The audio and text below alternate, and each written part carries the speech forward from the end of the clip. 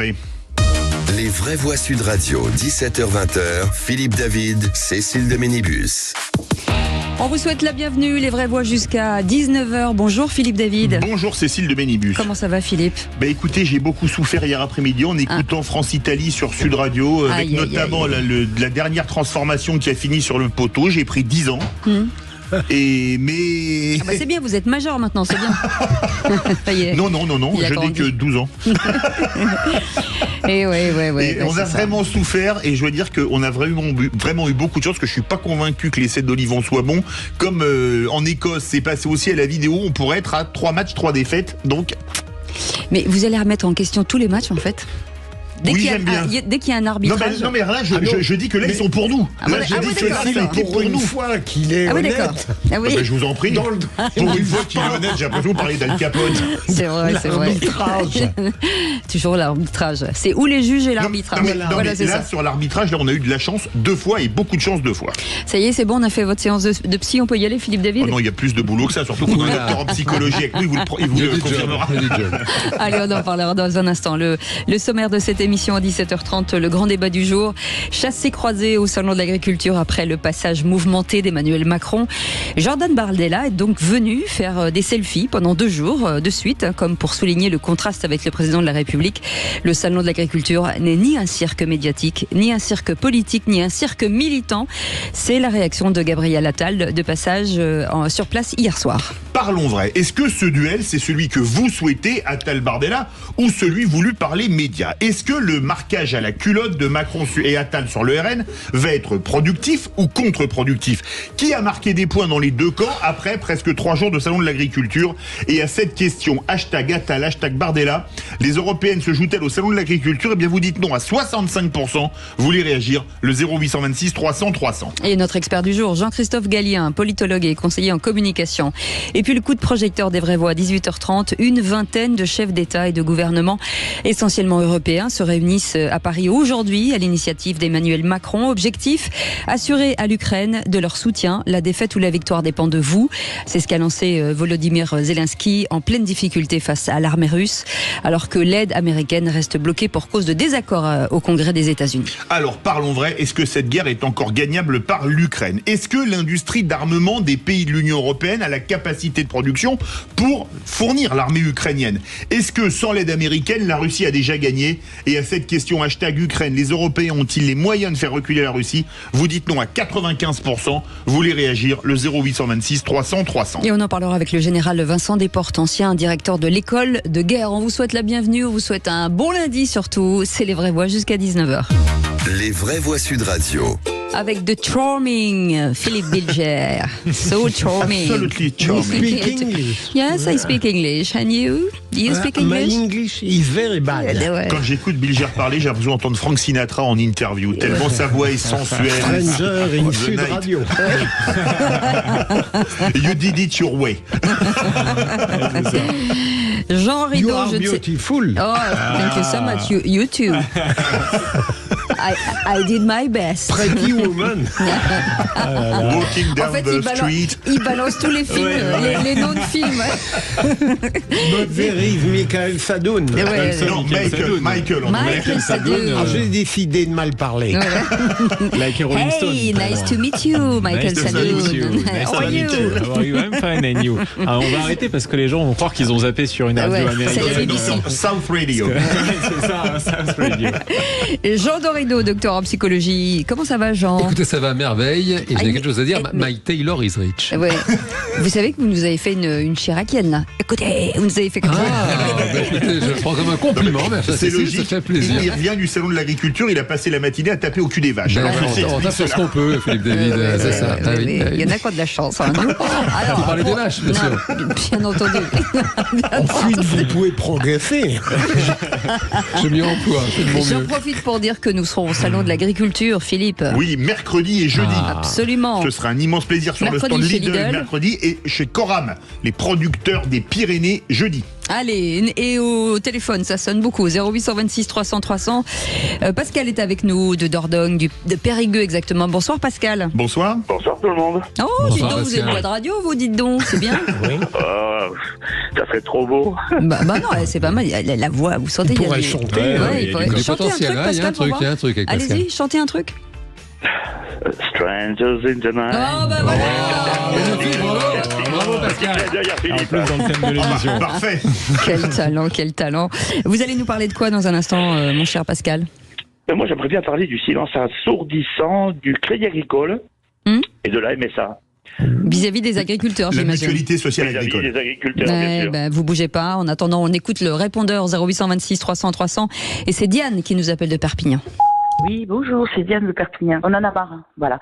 On oblige Israël à faire la paix. On oblige Israël qui a été attaqué on les oblige à eux de négocier avec des attaques, avec les personnes qui nous ont attaqués, massacrés. On les oblige, l'OTAN, tout le monde, tous les pays, l'Europe, tout le monde les oblige. Et là, on regarde pas qui perd, qui a pas perdu. Et à l'Ukraine, qu'est-ce qu'on fait? Oh, il faut les défendre à tout prix. Il faut les faire défendre à tout prix. Ça fait 2 ans, au détriment de nos biens à nous. Prend la France, mais elle a marre. Oui, l'Ukraine perdra, comme Israël, si elle négocie, ou comme l'Arménie, tout ça. Mais il faut qu'ils négocient. Maintenant, il y en a marre de payer cette guerre. Et de payer les guerres en tout, en armement. Et nous aussi, en France, on le paye aussi. Maintenant, il y en a marre, il faut arrêter. Merci, au revoir. En résumé, pourquoi Deux poids, deux mesures. on demande la paix à Israël et pourquoi on veut la guerre avec la D'abord, Russie. je continue très modestement à soutenir l'Ukraine et on en parlera tout à Bien l'heure. sûr. Et Israël, j'ai pas l'impression qu'Israël succombe volontiers aux conseils qui lui sont donnés. Elle ne négocie pas. Ils continuent imperturbables à mener leur projet. Donc, je ne suis pas totalement d'accord pour une fois avec notre... Non, elle dit pourquoi nous on impose la paix à Israël. On leur dit il faut Mais négocier avec mais le on Hamas. l'impose pas. Non mais on leur dit il faut négocier avec le Hamas, ouais. arrêter de bombarder. Oui, mais bon, on voilà. peut difficilement dire à Israël continuer à bombarder. Il y a un deux poids deux mesures, Jean Dorido, sur les deux conflits.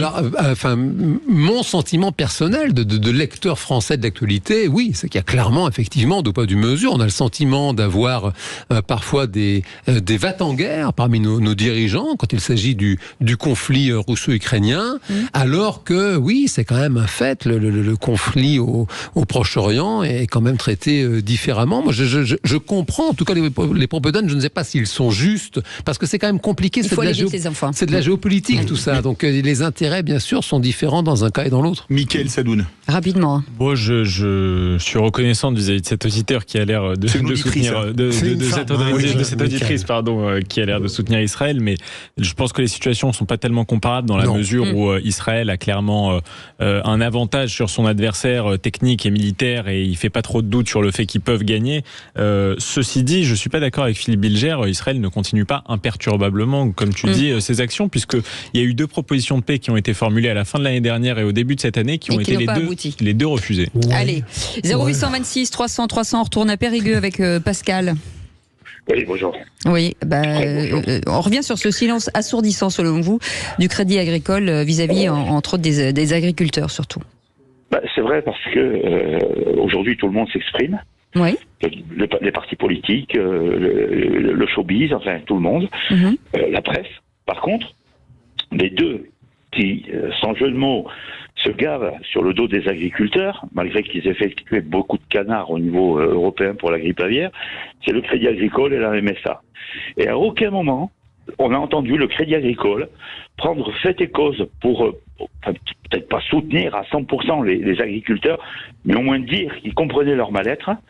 Idem pour la MSA qui cotise, qui demande des cotisations énormes pour filer à la fin d'une carrière royalement 700 € ou 800 € qui est en dessous du seuil de pauvreté aux agriculteurs.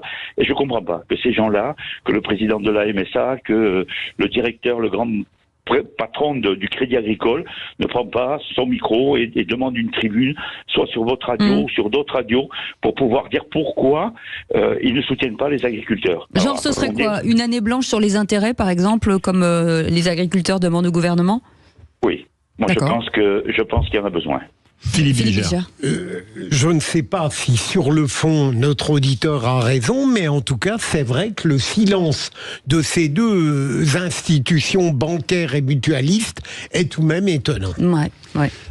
J'aurais tendance à distinguer les deux situations, parce que le Crédit Agricole, c'est une banque. Alors bon, on peut difficilement reprocher à une banque de faire son travail de banquier. Oui, mais qui se revendique le partenaire des agriculteurs. Après, ils se revendiquent de ce qu'ils veulent. Vous savez, on connaît des chaînes de restauration rapide qui parlent de bien manger et qui servent quand même des cochonneries. Donc ça, après, voilà, ils disent oui, je crois que ça existe. Oui, venez comme vous êtes.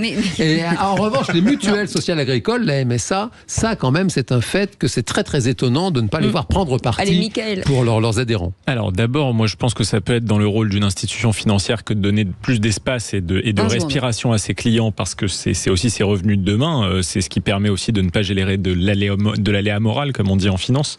Donc moi je pense que tout ce qui peut aller dans le sens de redonner de la trésorerie momentanément aux agriculteurs, j'y suis favorable. Et ben voilà, vous avez conquis l'Assemblée, mon cher Pascal. Vous restez avec nous. Vous commentez bien entendu avec nos vraies voix, puisque vous êtes notre vraie voix du jour avec le qui c'est qui l'a dit en fin de période. Et là ça va être le gâteau de Cherry and the Cake, comme dirait Philippe Bilger. Dans un instant, les trois mots. Oui, très très. Mais il faut que je le montre maintenant. Les trois mots dans l'actu avec Félix Mathieu et le réquisitoire du procureur. Alors, les attaques d'Emmanuel Macron contre le RN sont-elles efficaces ou dérisoires ? On en parle dans un instant. Soyez les bienvenus, on est ensemble jusqu'à 19h. Sud Radio, votre attention est notre plus belle récompense. Merci Sud Radio de donner la parole aux sans-voix. Oui. Grâce à vous, on avance. Sud Radio, parlons vrai.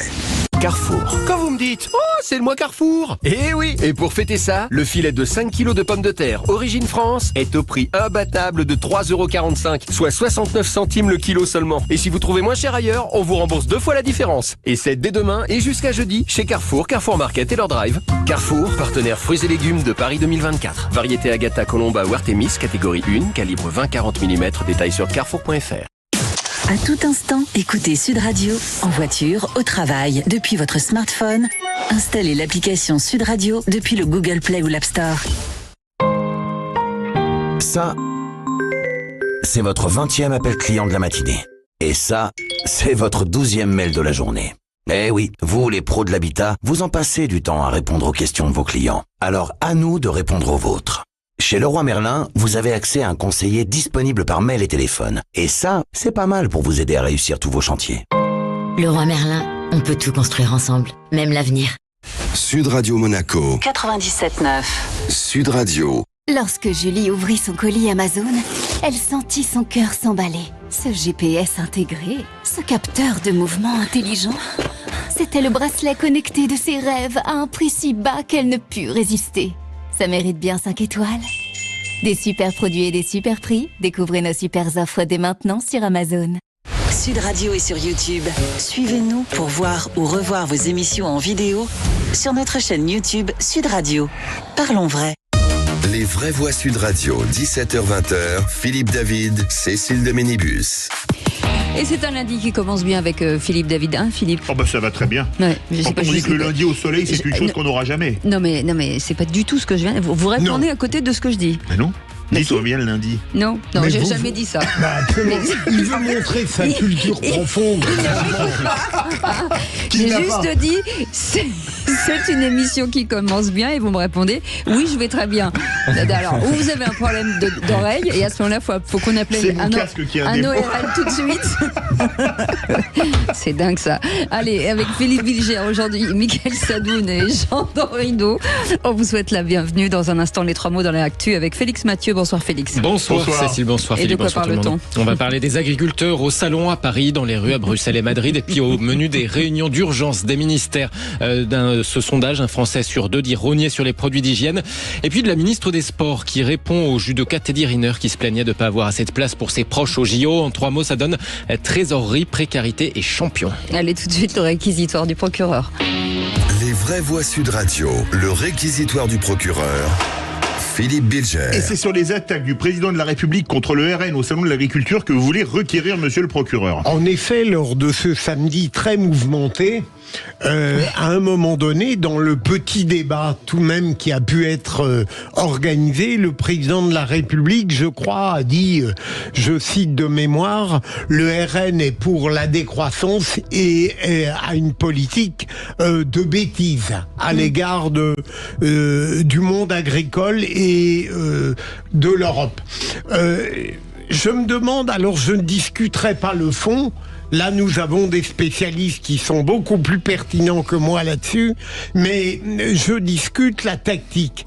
Est-ce que le président est encore suffisamment audible et fiable aujourd'hui dans son discours public et ses injonctions présidentielles pour espérer convaincre que le RN commence à baisser alors qu'on approche doucement mais sûrement de 2027 où des gens finalement assez lucides en général ne sont pas loin de penser qu'il a une chance sérieuse de l'emporter. Pour ma part, j'ai le sentiment que le président dans ce domaine, dans ses avertissements et ses injonctions, a perdu toute crédibilité. On avait le maire de Saint-Pourçain-sur-Sioule qui est agriculteur et qui est conseiller régional il y a quelques semaines, Cécile.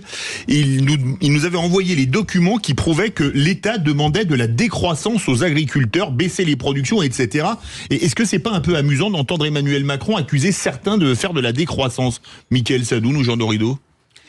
Alors, sur l'intervention du président au Salon de l'Agriculture, par rapport à ces pics qu'il lance contre l'Assemblée nationale, ce qui me semble choquant en premier lieu, c'est qu'il n'est même pas à mi-mandat, il est quand même le président de tous les Français.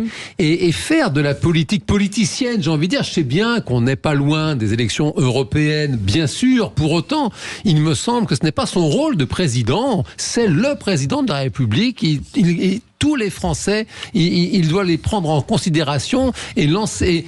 Il n'est pas dans un débat pour les européennes au Salon d'agriculture. Et il me semble, Philippe Bilger l'a rappelé, le climat était plus qu'électrique samedi. Et en remettre une couche, si j'ose dire, avec des attaques comme ça, ad hominem, contre un parti qui est un parti quand même représenté en masse à l'Assemblée nationale, je trouve que c'est déplacé, ce n'est pas à la hauteur de ce qu'on peut attendre d'un président. Mickaël Sadoun. La diabolisation, moi je trouve que c'est inefficace. C'est peut-être efficace sur un électorat bourgeois qui n'a pas beaucoup de culture politique et qui s'effraie encore de ce genre de choses-là. Mais le mensonge, je trouve que c'est beaucoup plus grave encore que la diabolisation. Dire que le RN est le parti du Frexit, c'est un mensonge politique, voilà, qui émane du président de la République. Ça fait un certain temps qu'ils sont revenus sur ce point de leur programme.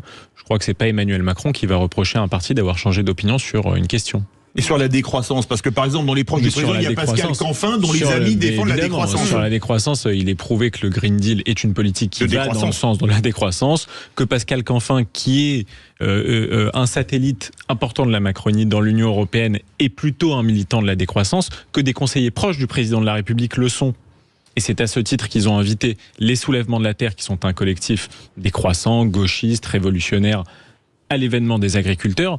Donc c'est délirant en fait qu'il accuse le RN de décroissance, oui. Merci, allez tout de suite les 3 mots dans l'actu. Les vraies voix Sud Radio. Bonsoir Félix Mathieu. 3 mots dans l'actu qui sont trésorerie, précarité et champion. Ils manifestent à Bruxelles, ils exposent à Paris les agriculteurs au centre de toutes les attentions. Emmanuel Macron ordonne un recensement départemental des exploitations en difficulté. Un Français sur 2 dit rogner sur les produits d'hygiène selon un sondage IFOP sur la précarité hygiénique. C'est beaucoup plus qu'il y a 2 ans. Ils sont même 1 sur 5 à choisir entre nourriture et produits d'hygiène. Et puis ne t'inquiète pas, tu auras bien 6 places pour les JO. La ministre des Sports rassure Teddy Riner, voire se moque un peu du judoka qui dit galérer à trouver des entrées pour ses proches. Les vraies voix Sud Radio. Renforcer l'agriculture sans relâcher les efforts environnementaux. L'Élysée annonce une réunion au ministère de l'économie demain sur la trésorerie des agriculteurs. Comment les aider avec le fisc, les banques, les assureurs, la mutualité sociale agricole. Le chef de l'État demande un recensement départemental de toutes les exploitations en difficulté. Les ministres de l'économie et de l'agriculture doivent aussi lancer un chantier sur les prix planchers. Pendant ce temps, dans les allées du Salon Parc de Versailles, les visiteurs n'ont jamais posé autant de questions, constate Patrick, un producteur de lait de la Manche. Avec toute l'actualité depuis 15 jours, 3 semaines, on entend beaucoup parler de l'agriculture, on entend beaucoup parler des problèmes. Et donc les consommateurs viennent encore plus nous poser des questions, nous demander réellement les problèmes qu'on a. C'est vrai qu'ils sont beaucoup plus curieux que d'habitude. Oui. On est là pour ça et on est là pour expliquer comment on travaille. Et nous on travaille bien, on le fait le mieux possible. Et donc on est content de les rencontrer, de leur expliquer tout ce qu'on fait. Cette année, c'est vrai que ça interpelle beaucoup de gens. Et on s'aperçoit aussi que les consommateurs sont prêts à payer un peu plus s'il faut, s'ils savent que l'argent va au bon endroit en fait. Des propos recueillis par Quentin Gérard au Salon de l'Agriculture pour Sud Radio. Pendant ce temps, 900 tracteurs environ paralysaient Bruxelles aujourd'hui. Bruxelles où se réunissent les ministres de l'Agriculture des 27 pour simplifier la politique agricole commune. Manifestation aussi des agriculteurs espagnols à Madrid aujourd'hui. Est-ce que quelque part il n'y a pas un déni de réalité? Parce que c'est pas que les agriculteurs français qui manifestent, ça manifeste en Espagne, ça manifeste en Allemagne, en Pologne, aux Pays-Bas, etc. Mais le paradoxe, c'est que le président se sert de cette contestation européenne pour dire que la France c'est pas plus mal loti que les autres pays. C'est une étrange argumentation. Jean Dorido. Oui, non, c'est absolument tragique ce qui est en train de se passer parce qu'on est quand même un pays, et effectivement, tout un ensemble de nations. C'est pas que la France, en effet, avoir une vraie tradition agricole. On a toujours été autonome sur le plan de l'alimentation et cette espèce de marché mondial comme ça, à grands coups de transport à bas prix, ça flingue complètement des traditions économiques qui étaient très très anciennes et c'est tragique. Michael Sadoun. Moi, je suis allé un petit peu creuser ce week-end pour voir à quel moment il y avait eu un couac dans la production agricole européenne, parce que naturellement, il y a un effet de la modernisation, de la mécanisation, etc. Mais je me suis rendu compte que c'était plutôt au milieu des années 90 qu'il y avait eu une baisse de la production et puis d'un coup une augmentation. C'est logique, c'est les accords de Blair House signés en 1993, notamment sur les oléoprotéagineux, etc., qui ont imposé une baisse à l'Europe. Il y a de ça, il y a les négociations des accords du GATT qui sont devenus les accords de l'OMC, voilà. Et il y a aussi, au milieu des années 90, l'intégration des PECO, des anciens pays d'Europe de l'Est qui ont rejoint l'Union européenne et qui ont produit en fait un effet de dumping sur les prix des produits agricoles qui ont désavantagé les producteurs de l'Ouest européen. Donc que si vous voulez les prix planchers ou les négociations avec la grande distribution. Allez, deuxième mot, précarité hygiénique. Un Français sur 5 affirme devoir choisir entre produits d'hygiène et nourriture. Le constat d'un sondage IFOP pour Dons Solidaires, une association qui collecte des dons auprès des entreprises. De plus en plus de sondés indiquent renoncer à l'achat de produits d'hygiène tels que le savon, le shampoing, le dentifrice ou encore les protections menstruelles. Et même quand ils ne vont pas jusqu'à arbitrer entre alimentation et hygiène, beaucoup en tout cas cherchent à rogner sur ce dernier poste de dépense, explique Dominique Besançon, délégué général de l'association Dons Solidaires. Un Français sur 2 indique que le contexte économique l'incite à réduire sa consommation de produits d'hygiène. Ils étaient 1/3 en 2023, donc une progression en effet de 16 points. Face à ces renoncements, les Français sont de plus en plus nombreux à adopter des stratégies de contournement. Ils sont contraints au rationnement, au système D pour pouvoir réduire leur consommation de produits d'hygiène. Donc, à 15% se lavent les cheveux avec autre chose que du shampoing. Plus de 10% se lavent sans gel douche ou encore les dents sans dentifrice. L'apparence et l'hygiène, on le sait, sont des critères déterminants du jugement et le sentiment de malaise lié au manque de produits d'hygiène peut aller jusqu'à l'exclusion sociale. Dominique Besançon de l'association Dons Solidaires avec Mathilde Julien pour Sud Radio. Troisième mot champion, la ministre des Sports se veut rassurante envers Teddy Riner. On pourrait même dire qu'Amélie Oudéa-Castéra se moque un peu du champion de judo samedi soir sur le plateau de Léa Salamé sur France 2. Teddy Riner disait avoir du mal à trouver des places pour ses proches pour ses combats de l'été prochain lors des JO de Paris. Toute la famille, je suis en train de me battre tous les jours pour avoir des places. Allô Teddy non mais en fait il pense que c'est la loterie. Même vous devez vous battre. Mais bien sûr. Allez, on est trash. Ok. La fédération, le champion que je suis, tout ce que j'ai ramené à la fédération, j'ai le droit à 2 places. Mais j'aime ma fédération, j'aime mon sport. Hein. On a le droit à 2 places par Teddy jour. Riner, 2 places, disait Teddy Riner, une séquence qui n'a pas échappé donc à la ministre des Sports et des Jeux Olympiques. Ne t'inquiète pas, dit-elle, tu auras bien 6 places pour ton entourage pour chacune de tes sessions. C'est ce que lui lance Amélie Oudéa-Castéra sur les réseaux sociaux. La ministre des Sports indique que l'État va lui offrir 4 places à chaque athlète pour chacune des sessions où il est en lice. Pour l'État, dit-elle, c'est un effort de plus d'1 600 000 € tout de même, précise Amélie Oudéa-Castéra. Et c'est pas tout. En complément, le CIO réserve aux athlètes 2 places pour leur session que les fédérations peuvent choisir de prendre en charge financièrement. Et c'est le cas pour le judo. Voilà donc 6 plus 2 places, ça fait 8. Amélie Oudéa-Castéra n'est plus ministre de l'Éducation, mais finalement, elle a donné une petite leçon de maths aux judokas. C'est étonnant, Il est non ? miraculeux, ma chère Cécile, que sur ce plateau règne une aussi délicieuse odeur, malgré le deuxième sujet qu'a traité Félix. J'allais dire, c'est quoi le lien avec le judoka ? Est-ce à une ministre de répondre ça ? Moi, je non, ne mais sais c'est pas. ultra choquant. Non, mais quelle indignité, quoi. Non, mais franchement. Mais... Des deux côtés. Oui, des deux côtés. Oh, bah, écoutez, il a eu raison, tu dirais une heure. Allez, les amis. On n'ose pas trop s'opposer à lui. Merci beaucoup, Félix Mathieu. Et on va revenir sur cette question. Emmanuel Macron, Gabriel Attal et Jordan Bardella ont fait donc un tour au salon de l'agriculture ce week-end avec, il semblerait, une stratégie de séduction avant les élections européennes. Alors parlons vrai. Est-ce que ce duel Bardella-Attal, c'est celui que vous souhaitez ou celui que les médias veulent vous imposer ? Est-ce que le marquage à la culotte de Macron et Attal sur le RN, ça va être productif ou contre-productif ? Qui a marqué des points dans les deux camps après les échanges de ce week-end ? Et à cette question, les européennes se jouent-elles au salon de l'agriculture ? Vous le dites non à la majorité des 2/3, à 66%. Aude attend vos appels au 0826 300 300. Et pour nous expliquer tout ça, Jean-Christophe Gallien est avec nous, politologue et conseiller en communication. Avec cette petite question avant de partir en pub, est-ce que le salon de l'agriculture est finalement un sondage grandeur nature ? Ça l'est un petit peu parce qu'on est dans un contexte de crise agricole, certes, mais le salon de l'agriculture, c'est beaucoup plus qu'un salon sur l'agriculture. C'est un certain nombre de visiteurs qui viennent d'Île-de-France et d'ailleurs qui viennent voir un certain nombre de prestations animales, des concours, des choses comme ça. Alors effectivement, c'est un vrai sondage parce que le président de la République s'est mis dans la situation d'évaluer finalement, coté.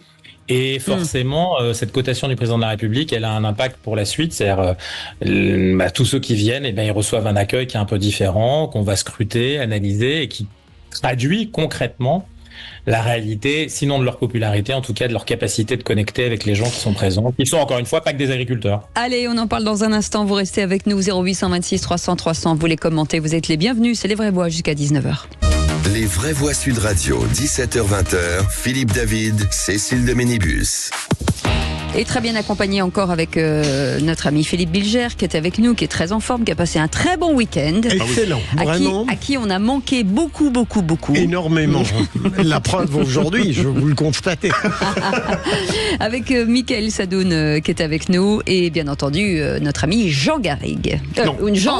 Jean Dorido. On m'avait parlé de Jean Garrigue il y a 2 minutes, vous voyez, je fais... Pardon, allez, Jean Dorido, désolé. Allez, tout de suite, le grand débat du jour.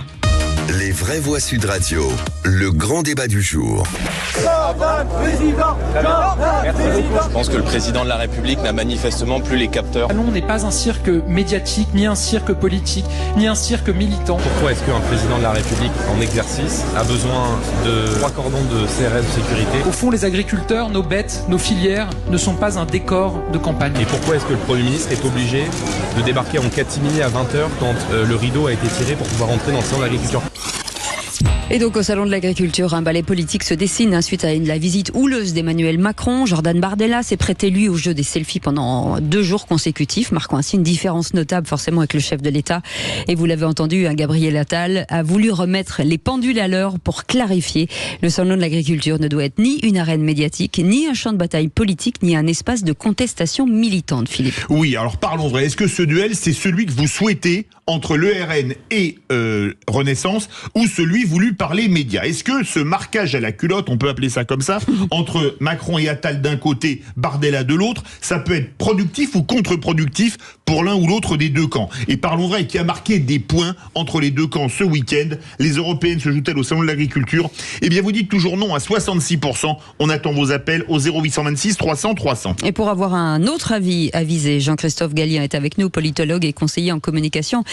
Merci d'avoir accepté notre invitation. Philippe Bilger, ce ballet de... Mais ma chère Cécile, le seul intérêt de mes interventions, c'est que je suis très passionné par la politique politicienne et donc que je vais relativement vite. Pour quelles raisons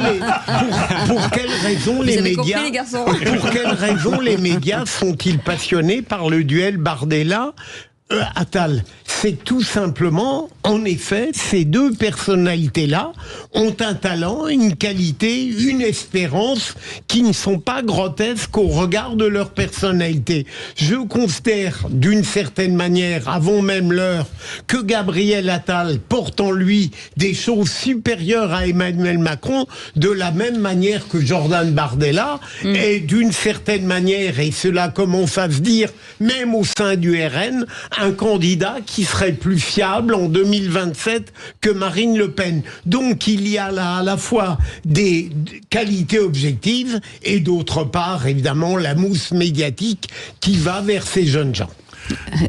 Jean, est-ce que le côté cash de ces deux personnalités forcément les fait émerger? De toute façon, il y a déjà il y a quelque chose avec l'âge. Gabriel Attal a à peine plus de 30 ans, Bardella 28, donc et en plus ils ont un côté au niveau du look, et c'est un peu le gendre idéal, quoi. Dans un cas comme dans l'autre, ils présentent bien, ils ont un bon style, ils plaisent, et c'est la une du Parisien aujourd'hui en France de ce matin. Ils sont très très populaires, notamment auprès des jeunes. Ils ont vraiment un succès fou, et ça montre que les Français, ils en ont peut-être un peu assez de voir toujours les mêmes. Même notre président, qui est pourtant jeune, finit par sembler un peu usé, quoi, à force de le voir comme ça depuis tout ce temps. Donc c'est vrai que ça plaît à l'opinion, ça fait du son neuf. Mickaël Sadoun. Moi, je trouve qu'il y a une différence. Il y a deux différences fondamentales entre Bardella et Attal. La première, c'est que Bardella est plutôt un élu. Il a une légitimité populaire auprès de ses troupes. Attal n'en a pas. C'est quelqu'un qui est plutôt nommé, qui jouit d'une popularité au sein de la Macronie, peut-être, et peut-être même au sein de la population, mais il n'a pas la même légitimité populaire, il s'est pas confronté à des élections comme l'a fait Jordan Bardella. La deuxième chose, c'est que Bardella, pour beaucoup, est meilleur que Marine Le Pen, donc il incarne irrémédiablement un avenir politique, un espoir immense. Alors que, contrairement à Philippe, je pense que Attal est très en dessous de Macron quand même au niveau de la carrure intellectuelle, du parcours, de la capacité à traiter les dossiers, etc. Sincèrement, moi je trouve que Macron, la raison pour laquelle il a gagné les deux dernières élections, c'est parce qu'il était le meilleur. Il est beaucoup plus intelligent, on le voit au salon de l'agriculture. Il arrive, il n'est peut-être pas en contact sociologique avec cette population, mais il y a une capacité à comprendre les enjeux, à synthétiser, à parler avec les gens qui est formidable. Et que n'a pas Attal, sincèrement. Quand on le compare à Sarkozy, je trouve qu'il n'a pas le 10e du 1000e du charisme de Sarkozy. Jean-Christophe Gallien, politologue et conseiller en communication, forcément, on a envie de parler des européennes avec ce salon. D'un côté, le RN avec Jordan Bardella, et bien d'un autre côté avec Attal qui représente le parti présidentiel aux européennes. Est-ce que c'est là que les choses peuvent se jouer ? Écoutez, en tout cas, la réponse d'Emmanuel Macron, ça a été une réponse, et Gabriel Attal, c'était une réponse électorale. Il n'est pas simplement le chef d'un gouvernement ou de la majorité. On sent bien que Emmanuel Macron, alors je suis pas tout à fait d'accord avec votre dernier interlocuteur, c'est-à-dire dire aujourd'hui qu'Attal, il est moins bon, et que Monsieur Macron a été très bon dans l'agriculture. Pour le coup, je sais pas, on regarde pas exactement les mêmes choses, les mêmes images, ou en tout cas pas avec le même regard. Je parlais pas au sein de l'agriculture. Attal, il vient de débuter, et Emmanuel Macron, il a plutôt commis depuis vendredi soir, samedi y compris, une série d'erreurs qui montrent qu'il est plutôt déconnecté, et que ce qui est important de voir aujourd'hui, c'est que la centralité même de l'Élysée, si vous voulez, est mise en question. C'est un événement majeur parce que c'est concrétisé ce week-end comme dans d'autres moments, et c'est la suite logique du deuxième mandat d'Emmanuel Macron qui déjà, on sait, ne se présentera pas, et donc on est déjà au-delà des européennes dans une course pour 2027 qui s'est ouverte. Donc forcément, le salon de l'agriculture a été aussi un moment où ça s'est cristallisé. Alors maintenant, sur l'affaire des européennes, est-ce que ça s'est joué au salon de l'agriculture, ou est-ce que c'est évidemment découvrir, comme Monsieur Attal, que c'est un endroit, un lieu politique, un lieu de campagne, un lieu de médiatisation? Évidemment que ça l'est depuis Jacques Chirac. François Mitterrand n'y allait pas, ça n'existait pas à ce moment-là, mais depuis, évidemment que c'est un moment majeur, pas seulement parce qu'on parle aux agriculteurs ou à la ruralité, mais parce qu'on parle à tout le monde, et que c'est un authentificateur d'une popularité. Nicolas Sarkozy en son temps, François Hollande en leur temps, comme Emmanuel Macron cette fois-ci, ont vécu l'authentification négative. Et donc, pour le coup, ça laisse et ça libère l'espace pour d'autres types de personnes, dont Jordan Bardella, évidemment, qui n'est que dans l'opposition. Je rappelle qu'il n'est qu'un élu. Évidemment, il a gagné les européennes la dernière fois, ce qui est très bien. Il est un élu européen. À 28 ans. Voilà. Mais il vient évidemment dans un acte d'opposition. Il n'est pas là pour apporter des solutions immédiates. Il propose, il promet, et c'est donc un tout autre statut. Macron et Attal, ils sont aux affaires, et donc forcément, c'est un peu plus difficile. Et évidemment, on n'a pas l'impression qu'Attal soit vraiment aux affaires, si je puis me permettre. Ça, c'est un regard que vous avez, qui est très sévère. Vous avez parlé vous-même de la centralité de l'Élysée. C'est une manière de dire que Matignon n'est pas aux commandes aussi. Non, il est Premier ministre. Et il vient d'arriver, pour le coup, c'est un moment particulier. Et encore une fois, son mandat, et là c'est très concret, pour le coup, son mandat, c'est essayer de faire le retard, d'essayer de limiter la casse aux européennes. Ça sera un moment très important d'évaluation. Philippe Bilger. Jean-Christophe, d'abord, je ne suis pas persuadé, comme l'a dit Michael, qu'il y a une telle différence sur le plan électoral entre Gabriel Attal et Bardella, que je sache, Bardella n'a affronté aucune élection. Deuxième élément, mais plus... les européennes. Mais il y va. Il a gagné les européennes à 23 ans, Philippe. C'est quand même un exploit extraordinaire. Il jouit d'une popularité, on le sent au quotidien. Je vois avec plaisir que vous avez la même dilection pour Bardella que celle que j'ai pour Attal. Absolument pas. Je ne prends pas parti entre les deux et surtout pas sur le fond. Simplement, je constate. Je voudrais poser une question à Jean-Michel. C'est Jean-Christophe. Quand on s'est permis d'attaquer Attal, ça me déboussole. Mais plus sérieusement, Jean-Christophe, est-ce que de la même manière que Emmanuel Macron a donné l'impression en 2017 d'exploiter un dégagisme qui avait commencé avant lui sur le plan du fond de la politique, est-ce que vous ne croyez pas que l'émergence de Gabriel Attal et de Jordan Bardella aujourd'hui et probablement pour le futur manifeste qu'on est passé dorénavant à une sorte de rejet des personnalités anciennes vers une forme d'espérance de la jeunesse, qu'elle soit macroniste ou, j'allais dire, droite extrême.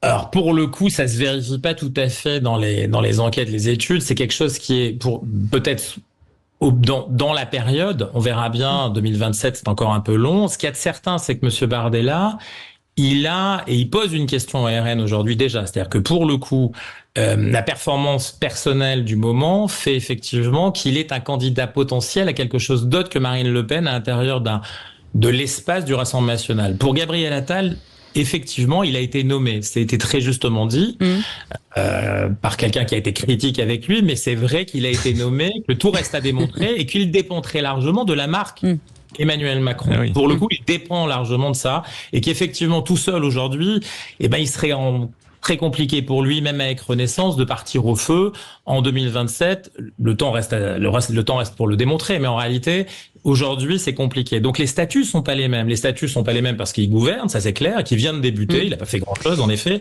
mais il va pouvoir s'affirmer. Et de l'autre côté, on a non pas une marque, mais un produit politique à l'intérieur d'une marque qui, on voit bien, challenge quelque part effectivement son leader, c'est-à-dire Marine Le Pen, qui va devoir prendre des décisions importantes à un moment donné. Ça sera aussi un moment d'évaluation. S'il joue bien le binôme, ça peut très bien se passer, mais il peut y avoir autre chose qui peut se passer à ce moment-là. Chez Attal et Macron, on sait bien qu'Emmanuel Macron ne se représentera pas, il peut pas. Et donc la course est ouverte dans cette famille-là, et je ne suis pas certain Gabriel Attal ait encore pour l'instant une emprise suffisante pour dire c'est moi le candidat légitime par rapport à 2027. Donc il joue lui une grosse partie par rapport à 2024 parce que s'il la perd cette élection, il sera en première ligne, même si y a Valérie Hayet qui va tirer la liste. S'il la perd avec un écart trop important, j'ai peur pour lui qu'effectivement ça soit compliqué pour la suite. Allez, le 0826 300 300, on prend Pascal et dans un instant Jean-François sera avec nous. Bonsoir Pascal, rebonsoir. Jean-François, qui est là? C'est Pascal qu'on a là. Ah, c'est Pascal. Pascal, une réaction. Ma réaction, en fait, c'est que ça ne se joue pas ni au Salon de l'Agriculture, ni ailleurs. Ça va se jouer sur TikTok, sur Twitter et sur des réseaux sociaux à 2 balles. Et en plus, ce que je n'accepte plus, moi, c'est que les opposants du Rassemblement national, bon, alors j'ai aucun a priori, mais pas sortant à appeler le Rassemblement national le Front national. Et ça, c'est pas anodin. C'est pas anodin. Et moi, je suis de la génération Bilger. C'est-à-dire que j'ai connu, moi, des hommes politiques qui avaient du charisme, qui avaient du poids, qui avaient du métier. Là, aujourd'hui, on a 660 000 élus en France. C'est la fabrique des crétins de Briguelli. Quand on écoute certains, c'est atterrant. Donc aujourd'hui, la question, c'est pas de savoir si ça se joue ici ou là, c'est de comment on va faire pour amener 60% des électeurs dans les bureaux de vote, parce qu'aujourd'hui, il y a 60% d'abstention, et je pense que les gens en ont marre de ces guéguerres, alors on appelle l'extrême droite, les fachos, les islamo-gauchistes, les machins. Ça, c'est pas de la politique, ça, c'est du showbiz. Enfin, moi, je le vois comme ça. Et à 66 ans, je vais encore voter, mais il y a des fois, je me pince le nez, quoi. Voilà. Bougez pas, Pascal. On va prendre Jean-François et on répondra. Vous êtes drôlement plus jeune que Bilger. Hein. Ouais. Non, arrêtez de dire ça. Génération Bilger. Donc vous allez devoir le respect. Donc, Jean-François. Et tout à l'heure, j'espère que. Oui, j'espère que il vous aidera. Jean-François qui est avec nous. Bonsoir, Jean-François. Bienvenue. Bonsoir, les grandes voix. Bonsoir. On vous écoute, Jean-François. Pour moi, en tant qu'agriculteur, ce qui est le problème, c'est que je pense pas que ça se joue au salon. Ça va faire. Par contre, après, une chose est sûre, c'est que je pense que monsieur Macron a pris une bonne reculade samedi, parce qu'il a eu besoin de rappeler une vingtaine ou une trentaine d'agriculteurs, parce qu'il était incapable de descendre du premier étage. Tous les agriculteurs attendaient en bas. À force de dire tout et son contraire, sont en même temps, ça ne marche plus. Aujourd'hui, vous avez beaucoup de médias qui avaient expliqué qu'il y avait les soulèvements de la terre qui étaient invités, mais ça voulait dire que M. Macron crachait à la figure des agriculteurs. Donc, vous comprenez très bien que les gars étaient remontés comme des pendules, voilà. Et en bas, bon, il a fallu qu'il explique. Bon, après, une chose qu'il faut savoir, je suis pas sûr que tous les auditeurs le sachent, quand il a déambulé, oui, il faisait fermer les halls en entier. Et avec des compagnies de CRS dedans et dehors. Ouais. Bougez pas. Alors, moi, je vais vous dire, j'en ai vu quelques-uns de salons. Bon, c'est la première fois qu'on a un président. Habituellement, ils sont embêtés parce qu'ils ont des gens qui veulent venir les solliciter. Là, c'est des gens qui voulaient, on va appeler un chat, qui voulaient lui faire la peau. Bougez pas, Jean-François. Merci de votre témoignage. Jean-Christophe Gallien, et on se rappelle, ça nous rappelle 2002 avec Lionel Jospin, forcément. Est-ce que ça va avoir un impact sur en tout cas, le parti présidentiel ? Cette séquence entre le vrai faux grand débat de vendredi, puis ces hésitations, malgré l'improvisation assez intéressante d'Arbre à l'africaine qu'il a organisée en choisissant les syndicalistes le matin, mais il a mis du temps à descendre parce que c'était compliqué. Ensuite, les cordons de CRS, le fait de neutraliser l'eau. Moi, je l'ai commenté, j'ai été sur place pendant la journée du samedi. C'est assez catastrophique et pas simplement dans le salon. C'est les images proposées. Il est resté très longtemps en plus. Il a continué à tirer ce mauvais fil. Ce mauvais fil-là, il aurait pu s'en sortir en disant j'ai une réunion informelle, en tout cas en visio du G7, je peux y aller. C'est fort dommage parce que il avait trouvé le moyen de temporiser avec, encore une fois, cet échange où il a été très bon pendant 2h30 pour le coup, pour l'avoir suivi évidemment. Il est très fort dans cet exercice. Puis après, ça a été à nouveau une longue séquence désastreuse en termes d'image avec les sifflets. Effectivement, les agriculteurs qui étaient là, et c'était pas un complot. En plus, il a trouvé une excuse qui était à mon avis une erreur de message, qui traverse pas le corps des agriculteurs. Il y avait tout, il y avait la Confédération, il y avait la coordination, il y avait la FNSEA, il y avait des jeunes agriculteurs. C'était pas les mêmes.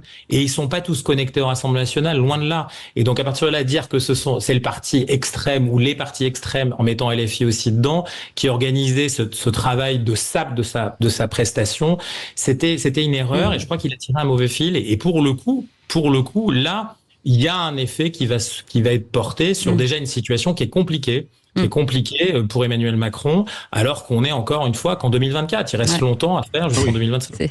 Je ne rejoins pas notre invité sur l'analyse de jugement de valeur qui dit que notre président serait très très bon dans ce genre d'exercice, d'échange comme ça avec les agriculteurs. De ce que j'ai pu voir à la télévision, non. Il a une espèce de colère qui est une colère feinte, ça se voit. Il a un champ lexical qu'il emploie qui est vraiment à dessein un champ lexical Pascal, vraiment, qui n'est pas de son niveau, précisément, en termes d'érudition, pour justement faire comme s'il voulait se mettre au niveau de cette audience. Tout ça, je trouve, transpire, une espèce de mépris qui n'est pas du tout agréable, et je ne suis pas sûr, les enquêtes qui vont suivre le diront, je ne suis pas sûr qu'il ait marqué des points en termes de popularité avec cette espèce d'échange. Justement, je le trouve assez maladroit.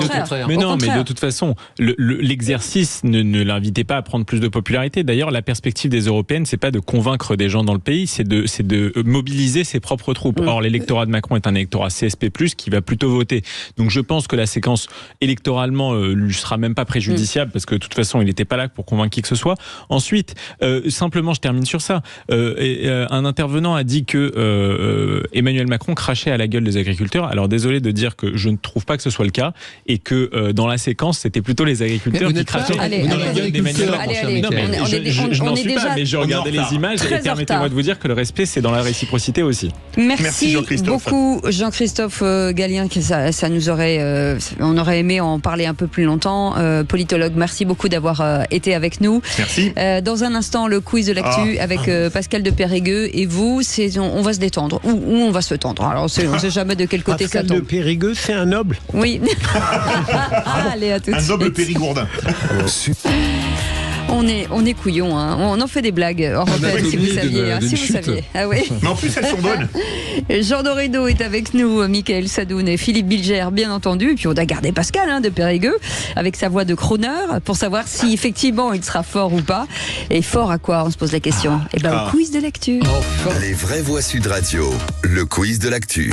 Mon cher Pascal, vous connaissez le principe de ce jeu. Vous répondez en premier. Si vous n'avez pas la bonne réponse, c'est les autres qui s'y collent. Et puis, c'est œil pour œil, dent pour dent. On est d'accord, Pascal? J'ai rajeuni Philippe Bilger, donc il peut quand même me donner un petit coup de main. C'est vrai. Un coup de pied, généralement. Vous savez, quand quelqu'un est trop fort, je triche. Je peux vous assurer que quand vous avez dit on est de la même génération et que quelques secondes plus tard vous avez dit 66 ans, il a dodeliné. Avec un petit sourire en coin. Je suis devenu blême. Allez, on y va. Allez, c'est une question. Qui c'est qui l'a dit? À 3 points, Pascal. Écoutez bien. L'agriculture française ne doit être ni l'URSS, ni le Far West. Pascal. Macron. Non. L'autre. Bonne réponse, Gabriel Attal, Jean Dorédo. Baissez les bras, s'il vous plaît. Plus rapide que vous, mais c'est pas grave. Il nous trouble. Qui c'est qui l'a dit? Question à 1 point. Partout où Emmanuel Macron passe, il suscite du rejet et du désordre. Pascal. Bardella. Oui. Bonne réponse de Pascal. Jordan Bardella. Bravo, Pascal. Question, qui c'est qui l'a dit? 2 points. La vie politique, c'est pas des selfies. Pascal. Pascal. Pascal. Je ne sais pas. Il est ministre. Ben oui, mais c'est... Il est ministre. Marc Fesneau. Bonne réponse de Jean Dorédo. Marc Fesneau, il a fait la morale. Le ministre de l'Agriculture. Il a dit, c'est pas comme si... C'est Freinet et Fesneau. Et non Fresneau. Voilà. Qui c'est qui l'a dit? Question à 2 points, Pascal. À Manuel Valls, qui s'est ému de la fin du droit du sol à Mayotte. C'est bien lui, la déchéance de nationalité, il me semble. Pascal. Ménard? Non. C'est pas un LFI. Non, c'est une secrétaire d'État. Une secrétaire d'État. Une secrétaire d'État. Avec un nom composé. Roubache. Oui, bonne réponse de Philippe Bilger. Agresti. Sabrina Agresti-Roubache. 2 points. Absolument. Une question à 1 point sur les élèves radicalisés. Nous souhaitons mettre en place un suivi encore plus fin qui pourra peut-être aller jusqu'à la prise en charge de l'élève dans une classe spécifique. Rachida Dati? Non. Belloubet. Bonne réponse, Belloubet. Nicole Belloubet. Je lève la main pour donner ma réponse. Non, mais moi je suis correct. Ah bon? On a inventé de nouvelles règles. C'est sans foi ni loi. Oui, mais comme je n'ai jamais de réponse, je me permets. Et donc, Michael Sadoun a répondu. Il n'est plus Fanny, d'ailleurs. Qui c'est qui l'a répondu à Nicole Belloubet? En classe éco, retour simple pour les familles radicalisées qui par chance sont étrangères, et pour les autres, je ne suis pas sûr que les cours d'empathie l'emportent sur le cluster ainsi créé. Marion Maréchal? Non. Bardella? Non, c'est pas du même bord. Non. Il est maire et président. Ça n'est pas... c'est dans ma trilogie. Pascal? Non. C'est du côté de votre trilogie, mais c'est pas Retailleau. Non, c'est Ménard, non. Mais ça rime. Il est président. Bonne réponse de Philippe Bilger. 3 points. Non, elle était à 1 point, celle-là. Et pourtant, faudrait que sa conseillère en com lui dise de faire des phrases quand même plus punchy. Parce que l'histoire du cluster, alors, j'ai pas compris. C'est très... Ah bah non, si, on a compris. J'avoue que comme ça, j'ai pas compris la tonalité politique. Les amis, vous perdez du temps. Allez, c'est une question à 3 points. Il va falloir qu'on sorte l'agriculture des règles de l'OMC. Ce n'est pas un homme politique, il a été homme politique, Pascal. Mais oui, je le sais. Attendez, Pascal. Langoucha? Jospin? Non. José Bové. Bonne réponse, José Bové, il a été plus rapide. Big moustache. 3 points. Très bon. Qui c'est qui l'a dit? Autre question à 3 points. Sur l'action d'attaque contre LVMH aux Champs-Élysées. Bien sûr que je soutiens cette action, car il y a un problème de partage des richesses. Pascal. Oh, ça c'est Panot, ça. Non, c'est le même parti. Pas mal. Mais bon. C'est pas Béliard. Non. Mélenchon. Non. C'est Corbière. Non. C'est Roussel. Non, c'est l'autre. Non, c'est pas Ruffin. Bonne réponse, Éric Coquerel. Je ne me rappelle plus le nom de ce gars. Vous me demandez, Philippe Bilger. Vous les avez tous faits, c'est énorme. Et le dernier, celui-ci peut-être. Oh bah si vous voulez, allez-y, c'est à vous, qui c'est qui l'a dit? 2 points. L'économie de guerre, c'est aussi demander aux plus riches de contribuer à l'effort national. Pascal. C'est un eurodéputé. Non, l'eurodéputé est tête de liste européenne. Attendez, vous avez dit qui? Vous avez dit qui, Pascal? Vous avez dit qui? J'ai dit que je donne ma langue au chat. C'est Glucksmann. Non. Glucksmann, bonne réponse. 2 points pour Michel Sadoun. On l'oublie. Ben oui, on l'oublie. Comment ça se fait? Je sais pas. C'est étrange. C'est Jean Dorido qui a gagné. Bravo, Jean Dorido. Avec 11 points. Merci les amis, merci. 3 points pour Mickaël, Philippe et 1 point pour Pascal. Merci d'avoir merveilleusement partagé ce moment avec nous. Et si on fait un karaoké, on vous appelle? Ah oui. Ça sera avec plaisir. Je le veux le temps de l'équipe. Exchanging glances. Et même Barry White, peut-être. Peut-être. On fera un duo, Cécile. Mort. Vous aurez un côté Sto Chardin. Je serais trop contente. Pascal et Cécile ce soir au Macumba Night. Bah non, mais t'es italien. On vous embrasse, Pascal. Merci d'avoir joué avec nous. En tout cas, d'avoir partagé ce moment avec nous. Dans 10 minutes, le tour de table de l'actu avec vous, Philippe Bilger. Un festival néo-nazi dans l'hiver. Avec Michael Sadoun. Les prix planchers, la fausse bonne idée. Et avec Jean Dorido. Un bébé martyrisé par son père. On en parle dans un instant. Soyez les bienvenus. 0826 300 300. Les vraies voix Sud Radio, 17h-20h, Philippe David, Cécile de Ménibus. Et pour nous accompagner, Philippe Bilger, comme tous les jours, Michael Sadoun, Jean Dorido et vous au 0826 300 300, les vraies voix jusqu'à 19h.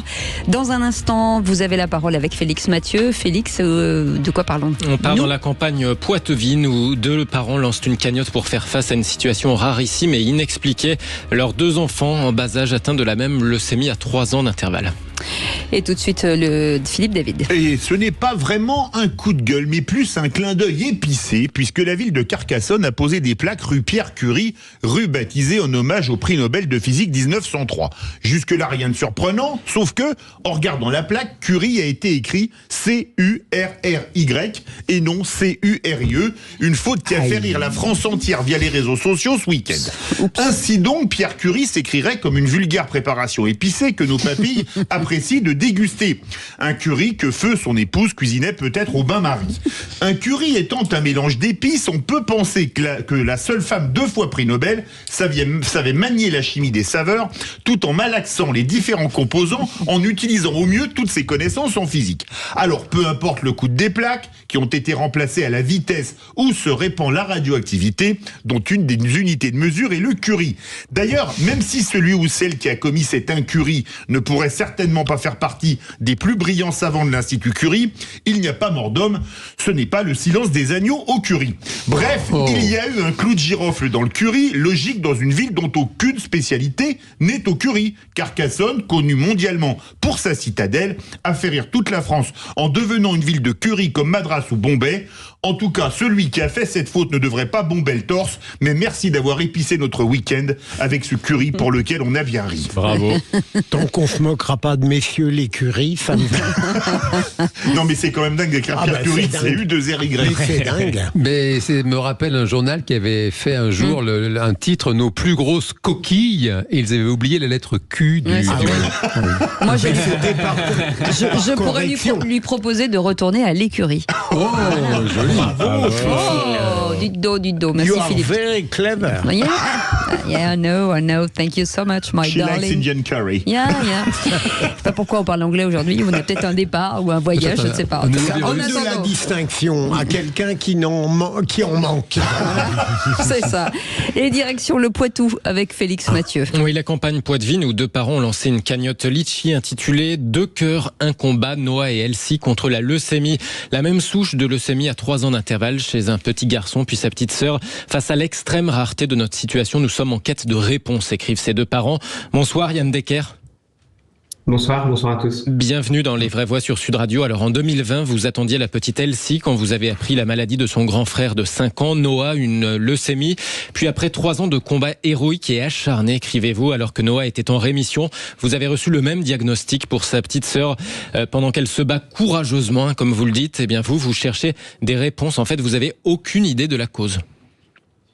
Oui, c'est à peu près ça. Ce qui fait que c'est un cas un peu exceptionnel, c'est effectivement la répétition, puisque jusqu'à maintenant, on nous a toujours dit que la leucémie n'était pas héréditaire en fait, tout simplement. Et c'est d'ailleurs la première question qu'on a posée quand Noah est tombé malade et a été diagnostiqué leucémique, puisque mon épouse était enceinte de notre petite fille. Donc on a tout de suite posé la question et le corps scientifique a toujours évacué cette question en disant ça ne peut pas, aujourd'hui ça n'est pas génétique. Sauf que force de constater que, on est dans ce cas-là, on est dans un cas qui est très particulier, puisque non seulement nos 2 enfants ont déclenché la même leucémie, donc ça c'est quand même déjà un fait relativement rare, mais au-delà de ça, quand on regarde un petit peu dans leurs analyses de sang et dans les cellules cancéreuses, on se rend compte que ce sont exactement les mêmes cellules cancéreuses qui sont développées. Incroyable. D'où cette interrogation. D'où cette interrogation en ce qui nous concerne. Donc on a, au jour d'aujourd'hui, on a déjà fait des premières études sur notre fille.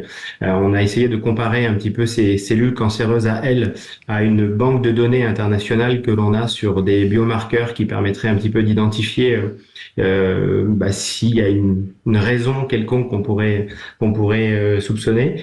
Malheureusement, non. Aujourd'hui, les premières études sont négatives quant à ça, c'est-à-dire que les généticiens qu'on a rencontrés nous ont tous dit aujourd'hui on n'est pas capable d'expliquer ça, génétiquement parlant. On n'exclut pas évidemment cette hypothèse, c'est simplement qu'aujourd'hui l'état technologique et de la connaissance est trop insuffisante pour pouvoir y conclure.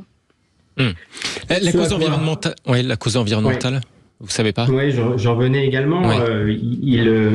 Tout le monde nous dit que ça ne peut pas être également environnemental pour plein de raisons. La première, c'est qu'il n'y a pas d'autres cas sur le territoire où nous sommes. Donc, ce serait déjà une première chose. Et ensuite, parce que s'il y avait une raison environnementale, l'impact sur l'enfant serait beaucoup trop court en fait pour déclencher la maladie, puisque ma fille n'a que 3 ans, donc ce serait effectivement trop court.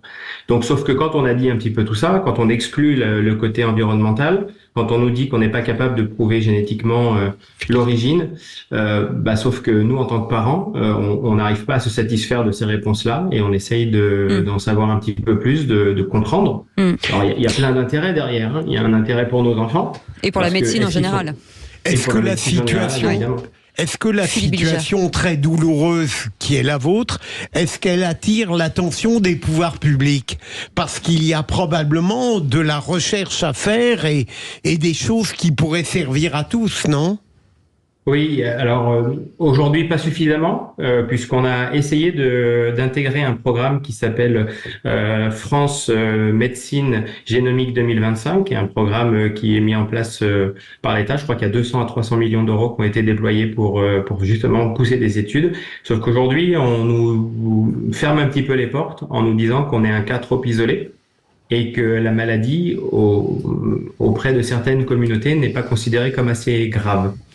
C'est pour ça qu'au-delà de la cagnotte, d'ailleurs, vous avez récolté donc 32 579 € à l'heure qu'il est, mais il y a aussi un appel à témoignage dans votre texte, finalement, c'est ça aussi.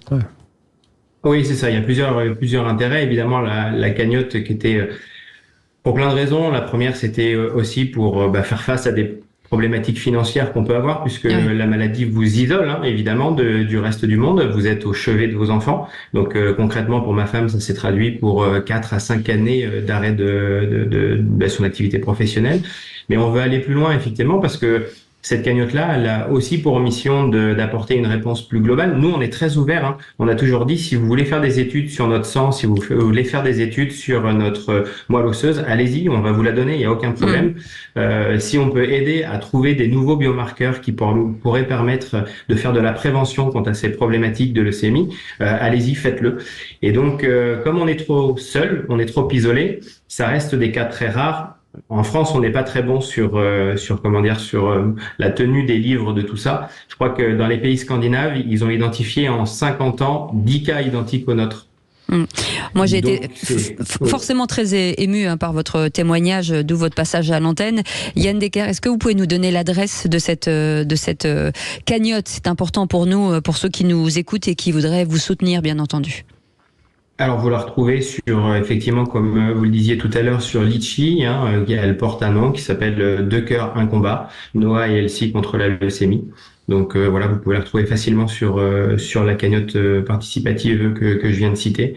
Et voilà, en espérant qu'on puisse faire avancer encore une fois, bien évidemment, la science pour tout le monde, quoi, à ce sujet-là. Et je vous invite à regarder les images de Noah et Elsie. Elsie, 3 ans, incroyable petite fille, tellement résiliente et tellement souriante. Merci en tout cas de nous avoir accordé cette interview, Yann Decker. Embrassez bien vos enfants et votre épouse. Et donc je vous rappelle cette cagnotte sur Litchi, ça s'appelle 2 cœurs, 1 combat, Noah et Elsie contre la leucémie. Merci beaucoup Félix Mathieu. Vous restez avec nous.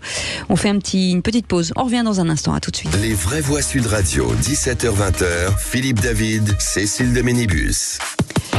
On est ravis de vous accompagner tous les jours avec Philippe David, 17h à 19h, avec Philippe Bilger aussi, parce que finalement on n'est pas 2, on est 3. On est 3, oui.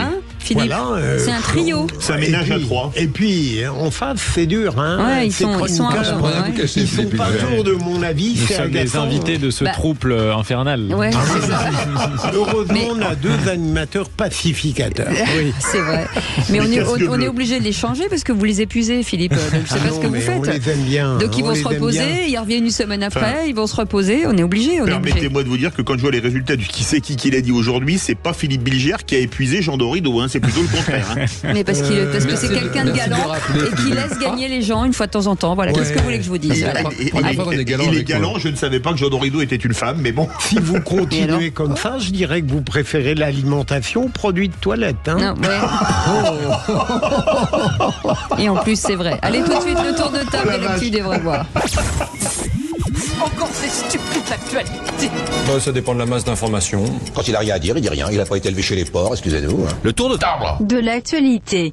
Et c'est sur un festival néo-nazi qui a eu lieu en Isère que vous voulez faire votre tour de table, Absolument, Philippe Bilger. Ce festival a été interdit dans plusieurs départements et finalement, quoique interdit, il a eu lieu dans l'Isère et il a tout de même réuni 150 personnes autour d'une musique en hommage aux gardes du corps de Hitler.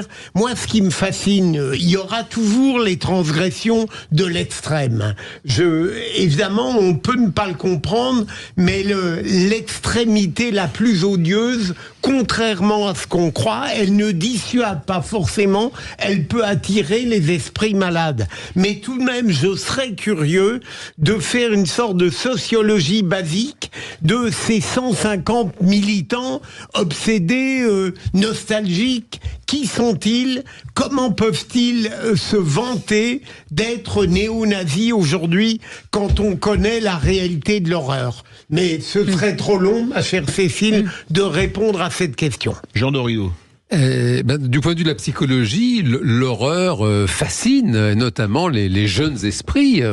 On voit ça effectivement dans les milieux néo-nazis, on le voit aussi dans les milieux du terrorisme, les islamistes radicaux. On sait qu'il y a des gamins qui se repaissent d'images de Daesh, avec en plus cette particularité que Daesh met en avant, se vante des exécutions terribles sur les vidéos et on a vu ça notamment à l'époque de Molenbeek, quand Salah Abdeslam a été arrêté au moment du procès des attentats du 13 novembre. Ça a été très très bien rappelé à l'audience à quel point ces jeunes justement regardaient en boucle, parce que l'horreur nihiliste, l'horreur la plus abjecte, eh bien ça fascine les jeunes esprits, notamment les jeunes esprits perdus et déboussolés. Il y a souvent des carences éducatives chez les personnes qui se laissent séduire par le côté obscur. Michael Sadoun. Alors moi déjà je suis très étonné de ne pas avoir été invité à ce festival. C'est du second degré, on peut le dire. Évidemment, je m'appelle Michael Sadoun, je leur ai ramené du pain azim, de la challah et de l'arkhéla. Je pense qu'ils auraient adoré ça, évidemment. J'aurais fait un tabac là-bas, en effet. Ensuite, sur l'analyse profonde de ce genre de personnes, en réalité, je ne saurais pas vous dire. En effet, je pense qu'il y a une tendance de la jeunesse à aimer la violence.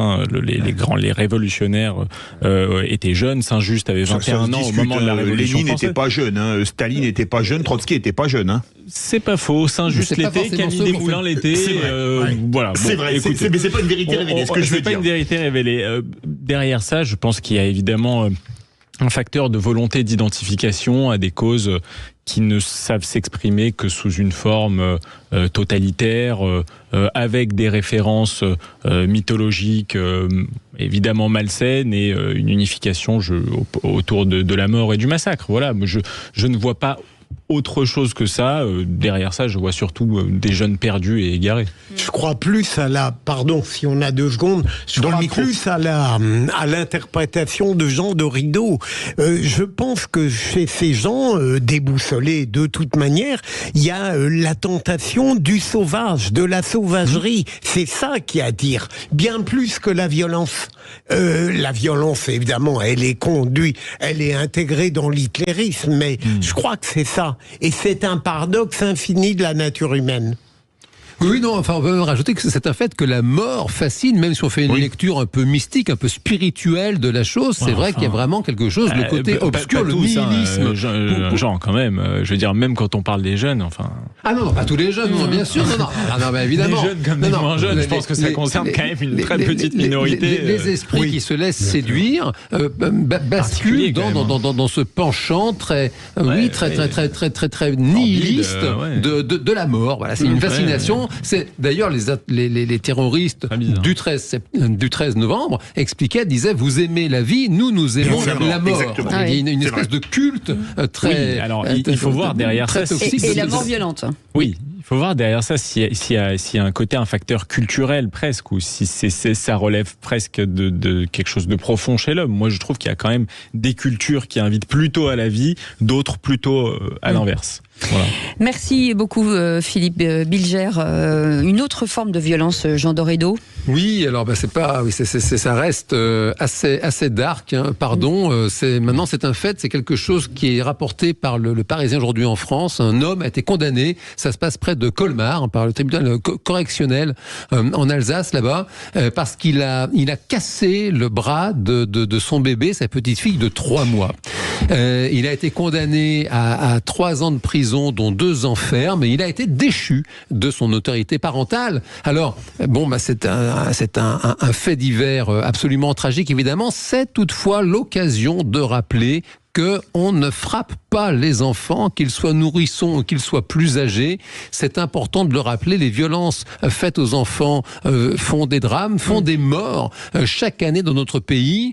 Et c'est important de le rappeler. On a encore eu, il n'y a pas si longtemps, un préfet qui a pensé que c'était sans doute intelligent d'expliquer qu'il était bon de donner des claques à ces adolescents. Et non, c'est important de rappeler, c'est interdit de frapper les enfants, que ce soit des bébés, comme le cas de cette pauvre petite fille, ou que ce soit des enfants un peu plus âgés. La violence sur les enfants, c'est interdit, c'est puni par la loi, et pour preuve, on a cet homme de 25 ans, un père de famille, qui, c'était la première fois, sa gamine avait 3 mois, c'était la première fois qu'il la gardait 2 heures. La maman avait dû s'absenter, et le type n'a pas supporté, il est sorti de ses gonds, et il a reconnu les faits, il a dit voilà, je l'ai saisi par le bras, je lui ai fait une clé de bras, il explique qu'il regrette, 3 mois, la gamine, bras cassé, et le père en prison. Je ne mettrai pas tout sur le même plan, Jean, mais vous avez sans doute raison. Mais ce qui me frappe, et c'est très juste, c'est que quand j'ai eu des affaires comme ça aux assises, paradoxalement, c'était presque plus difficile de démontrer une culpabilité judiciaire tellement ça apparaissait contre nature, quoi. On avait envie de dire, mais qui peut-on être pour porter une atteinte mortelle à un enfant, quoi. Et c'est tellement, ça crée une indignation bien plus que morale, presque ce qu'on est, quoi. C'est... Mickaël Sadoun. 3 mois, c'est vraiment... C'est une mais 3 horreur mois, 3 ans... absolue. Je ne sais pas ce que ça vaudrait comme peine, tellement je trouve ça grave. Maintenant, je passe derrière ce qu'a dit Jean Dorido. Je comparerai absolument pas ce genre de cas immonde et inhumain avec le fait de donner une claque à un ado qui se comporte mal. Désolé de vous dire que je me suis déjà comporté comme un petit con. Parfois, ça mérite un petit recadrage physique, dans une mesure évidemment, sans systématisme, sans exagération. Moi personnellement, je sais que c'est maintenant inscrit dans la loi, j'ai le droit de m'y opposer. Je considère que une petite correction, un petit recadrage, une petite maîtrise peut être utile chez certains adolescents de temps en temps. Je trouve d'ailleurs qu'on en a un petit peu manqué au moment des émeutes. Mais alors, merci de votre aide, Mickaël Sadoun, parce que vraiment, vous mettez le doigt sur un point qui est essentiel et qui est discutable. Pour autant, voilà, je le rappelle, du point de vue de la psychologie, c'est démontré, ça ne marche pas. C'est-à-dire que si vous tapez sur un gamin, ça va faire un marginal, ça va faire un hors-la-loi, ça va faire... Ah, ça c'est vraiment les études qui ont été menées internationalement. Quand vous frappez un gamin pour le mettre dans le droit chemin, ça produit l'effet contraire. Mais par ailleurs, on donne aucune sanction aux gamins. Le problème, c'est qu'on n'a jamais vécu dans une société dans laquelle personne ne recadrait jamais son enfant physiquement. Pas d'accord. Donc, faut voir aussi les conséquences que ça donnera. Oui. Mais c'est-à-dire que exactement. Je vous rappelle quand même, et d'ailleurs je parle sous l'auspice d'un ancien magistrat, le châtiment corporel en France, par exemple, c'est fini. C'est-à-dire que vous avez un pays comme Singapour, vous pouvez être condamné en tant qu'adulte à des coups de fouet. Et c'est vrai qu'en France, on a décidé collectivement d'arrêter le châtiment corporel. Vous ne pouvez pas être... Vous avez été... est-ce que vous avez reçu une petite tape dans votre enfance ? J'ai reçu plus que des petites tapes, je peux vous dire. Et évidemment, je n'en suis pas mort. Évidemment, Dieu merci, je ne suis pas devenu délinquant. Pour autant... Ça dépend des fois. Qui c'est qui l'a dit ? Qui c'est qui l'a dit ? Vous êtes limite. C'est un fait, si vous voulez, pour tenter de trouver une synthèse consensuelle, si vous voulez une idée de ce qui est tolérable d'un point de vue éducatif auprès des enfants et des adolescents, posez-vous la question de ce que vous seriez capable d'accepter de la part de votre patron ou de la part d'un agent de police. Est-ce que vous accepteriez d'être humilié ? Mais non, ça n'a rien à voir. En quoi est-ce différent ? Parce qu'il y a dans la relation entre un parent et un enfant, exactement, il y a un amour, je dirais, et une confiance imposée et obligatoire qui fait que... Donc je t'aime, donc j'ai le droit de te taper dessus. Quand vous donnez une petite tape sur une petite main, ça ne fait pas mal et c'est inspiré par l'amour. Quand je vois... très différent. Vous savez qu'il y a des hommes qui tuent leur femme en leur tapant dessus parce qu'ils les aiment. Vous êtes au courant. Non, mais on va trop loin, c'est pas possible. On a passé d'une minute. Mais ça fait toujours réagir parce que c'est un vrai sujet touchy. Absolument. Vous restez avec nous dans un instant. Mickaël Sadoun a des choses aussi à dire sur les prix planchers dans l'agriculture. Fausse bonne idée ? Fausse bonne idée. C'est beaucoup plus consensuel, je pense, que les débats qu'on a eu là. Mais je vais expliquer pourquoi, malgré l'enthousiasme, je trouve que c'est une fausse bonne idée. Allez, on en parle dans un instant. Bienvenue. C'est des vraies voix qui ne sont pas très consensuelles ce soir, jusqu'à 19h. Et on aime bien. Les vraies voix Sud Radio, 17h-20h, Philippe David, Cécile de Ménibus. Retour des vraies voix avec Philippe Bilger, Jean Dorido, Mickaël Sadoun. C'est la suite du tour de table de l'actualité et c'est votre tour, Mickaël Sadoun. Vous pensez que les prix planchers dans l'agriculture, comme on dit, c'est une fausse bonne idée? Voilà, je trouve que c'est une fausse bonne idée. Alors évidemment, ça a suscité beaucoup d'enthousiasme parce que on pense prix plancher, donc on pense prix minimum d'achat des produits agricoles par les grands distributeurs. Donc ça veut dire... Voire les industriels de l'agroalimentaire. Voilà, donc ça veut dire revenus en plus pour les agriculteurs. A priori, ça ferait du bien. Mais je pense que ça va entraîner beaucoup plus d'effets néfastes, y compris pour le revenu des agriculteurs. Je m'explique un petit peu. Emmanuel Macron a fait du prix une cause. Or, le prix n'est pas une cause, c'est une conséquence. C'est la conséquence d'une interaction entre l'offre et la demande, on le sait, d'un certain développement ou non de la concurrence, et évidemment de coûts de production. Les effets néfastes que ça va avoir, les prix planchers, ils sont multiples. La première chose, c'est que ça ne concerne que les ventes de produits agricoles aux grands distributeurs. Or, ça représente 40% des ventes des agriculteurs, puisque le reste va chez les restaurateurs et à l'exportation. Si on parle par exemple de l'exportation, est-ce que vous pensez qu'un pays étranger, on va pouvoir aller lui expliquer, écoutez, maintenant il y a des prix planchers en France, donc vous allez payer les produits français beaucoup plus cher qu'avant. Ils vont dire stop les produits français, ils vont aller acheter ailleurs. Donc ce sera une perte de ressources pour les agriculteurs. Ça va aussi être une hausse des importations pour nous, puisque ceux qui n'auront plus envie de s'approvisionner chez les agriculteurs français parce qu'il y aura des prix planchers, ils iront les chercher à l'étranger. Donc ça ne sert à rien de mettre des prix planchers si on ne met pas des barrières douanières, ce qu'on ne peut pas faire, notamment à cause de l'Europe. Voilà. C'est un scandale. Donc ça finit par produire des effets néfastes sur le revenu des agriculteurs. Il faut au bout d'un moment assumer notre positionnement. Soit on est à la reconquête de notre souveraineté alimentaire et on veut sauver un mode de vie agricole, et là ça va avoir beaucoup de conséquences sur notre pouvoir d'achat, sur la modération qu'on doit s'imposer, sur les conditions qu'on doit imposer à l'Europe ou sur les conditions qu'on doit déjà s'imposer à soi-même, sur les charges sociales, etc. Soit dans ce cas-là, on rentre dans une agriculture mécanisée et on joue pleinement le jeu de la mondialisation comme le font certains c'est-à-dire l'agriculture intensive et productiviste. Exactement, voilà. Il est impossible d'adapter, Michael, les prix planchers pour le secteur où ils seraient utiles et de ne pas les avoir ailleurs. Ça s'appliquerait. J'ai envie de dire que les effets néfastes s'appliqueraient de toute façon. Il y a évidemment aussi la question de comment est-ce qu'on applique les prix planchers selon les produits, comment on catégorise tout ça, etc. Mais de toute façon, ça produirait exactement les mêmes effets. C'est-à-dire que si à un moment, vous fixez le prix plancher à 1 €, vous avez la possibilité d'importer des produits, le même produit à 50 centimes, il faut que vous imposiez une barrière douanière de minimum 50 centimes pour que ce soit avantageux.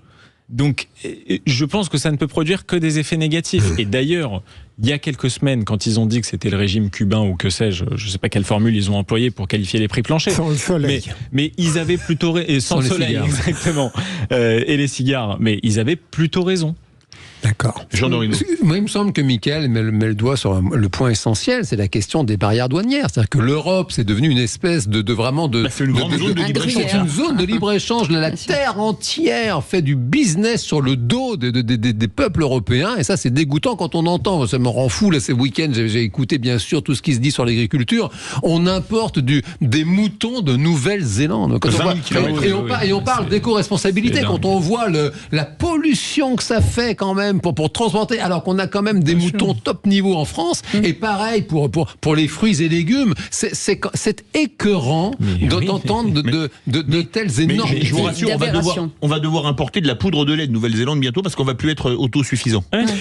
Alors qu'on avait le meilleur lait du monde, quand même, en France. Et pourtant, j'ai entendu ce matin dans l'entretien avec Jean-Jacques Bourdin, Jean-Noël Barrot, dire que l'accord avec la Nouvelle-Zélande était tout à fait remarquable. Il faudrait en parler aux producteurs. Mais qu'ils s'en satisfassent. C'est ça qui est en colère. Il faudrait peut-être poser la question aux producteurs ovins, non ? Parce que c'est eux qui sont les premières victimes de l'accord avec la Nouvelle-Zélande. Mais totalement. Mais au bout d'un moment, il faut aussi parler aux consommateurs. Le consommateur, c'est nous, c'est les gens qui nous écoutent. D'accord, on a des moutons top niveau, comme tu dis, Jean, mais est-ce que les gens sont prêts à payer pour ces moutons top niveau ? Parce que s'il y a des moutons moins top niveau, c'est parce qu'ils coûtent moins cher et que donc ça permet d'alimenter un autre type de demande beaucoup plus large. C'est pour ça que le législateur doit faire en sorte que le consommateur n'ait pas cette responsabilité qui le dépasse. Voilà. C'est ça l'essentiel, justement. C'est que tout le monde puisse manger à sa faim avec des produits locaux. Oui, sauf que vous ne pourrez pas aller chercher des produits encore moins chers que ce qu'on importe. C'est impossible. Parce que c'est des produits, ce sont des produits de qualité. Mais qu'est-ce que les gens mangent ? On connaît la malbouffe. On a plus d'un Français sur deux qui est en surpoids aujourd'hui. Les Français deviennent obèses. C'est toute une éducation. C'est toute une éducation. Et c'est la responsabilité du législateur de faire en sorte que les enfants mangent des bonnes choses. Et je ne peux pas croire qu'on ne soit pas capable en France, avec les bocages qu'on a, de faire de la bonne alimentation de responsabilité des consommateurs et des parents. Ça, je vais vous dire, ça n'est pas correct, parce que c'est faire peser sur les épaules de pauvres gens des responsabilités qui n'est pas à la démocratie. Il n'y a pas que des pauvres en France, il y a des gens qui ont les moyens de mettre un peu plus cher. Oui, je vais vous dire, j'ai cette chance-là et j'achète français. Même les personnes la dernière fois en disant que ça t'avait pas coûté plus cher en fait. Mais pardon, parlons de ce sujet. Même les personnes qui ont les moyens, c'est impossible de savoir ce qu'on achète. Les règles sont tellement compliquées. Vous avez des produits avec des drapeaux bleu, blanc, rouge dessus, c'est même pas fait en France. Je lis toutes les étiquettes et je regarde la plaque vétérinaire. J'ai même expliqué à cette antenne comment on lisait une plaque vétérinaire. Il veut être consensuel. Mais s'il faut être plus 12 pour faire ses courses, après ça va être compliqué. Oh là là, mais comptez sur vos doigts, regardez sur vos doigts, vous avez 10 comme tout le monde. Vous comptez, c'est tout. Grâce à Dieu, j'en ai encore 10. J'avais envie de dire un truc, mais je ne vais pas le dire. Je le dirai en antenne en France. Je crains le pire. Oui, parce que c'est en dessous de la ceinture. Allez, plus que ça.